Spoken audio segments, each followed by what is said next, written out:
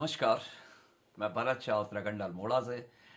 मैं आपको सुना रहा था अपनी कहानी, अपने बचपन की कहानी, मधुर यादें, जिसमें मैंने आपको बताया था कि मैं जहरी खाल से वापस उस जगह पे चले गया जो जगह मेरे लिए फिर से अननोन थी।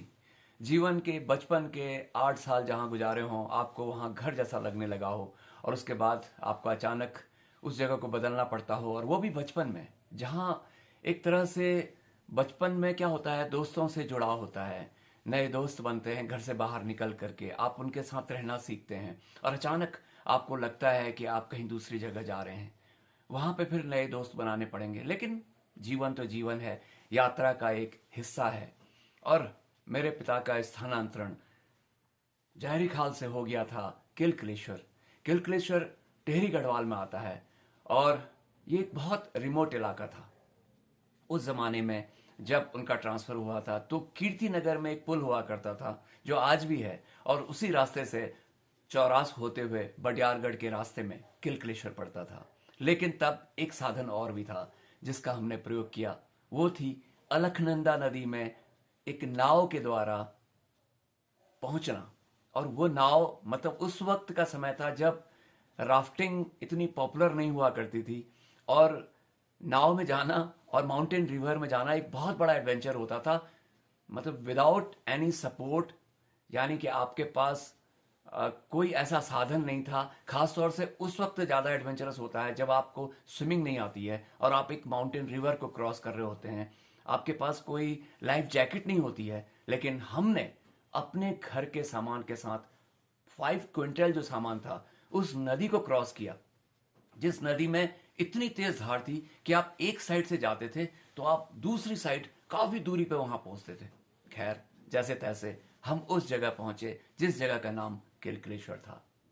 स्कूल का क्वार्टर मिला था, शांत एकांत जगह, पेड़ थे अमरूद के, केले के, काफी घना जंगल था। उस जंगल में जब घूमते थे तो सांप ऐसे ही अचानक से निकल जाया करते थे। किस कोने में सांप छिपा बैठा होता था इसका कुछ पता नहीं होता था। बिच्छू थे, लेकिन वहां के बच्चों का एक मनोरंजन था, क्योंकि वो बचपन से ही सांप को देखते थे। मैंने अपने देखा कि कुछ बच्चे तो अपने हाथ में सांप को पकड़ के मार लेते थे। इतना हैबिचुअल हो गए थे वो उन जानवरों के और उन सांप के या बिच्छुओं के, कि देख के ही लगता था कि बाप रे, ये कैसे करते हैं। खैर, स्कूल में एडमिशन हुआ। उस जमाने में किताबें बदल जाया करती थी अगर आप किसी नए स्कूल में जाते हैं तो।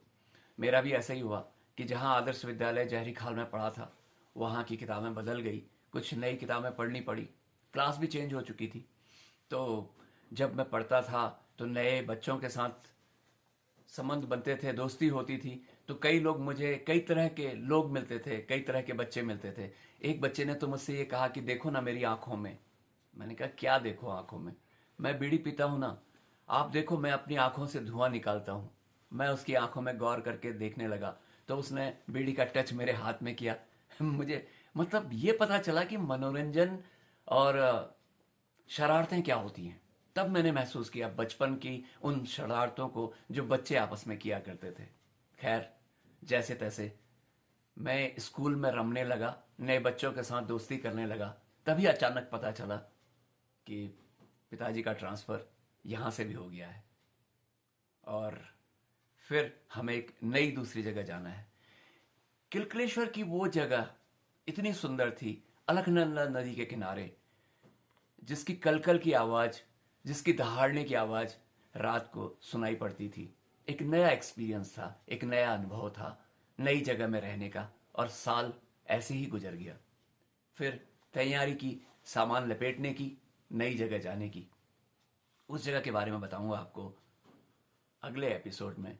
बने रहिए मेरे साथ, फरस सा ब्लॉग देखते रहिए इंस्टाग्राम और यूट्यूब में, मेरी कहानी, my untold story. Thank you very much for watching.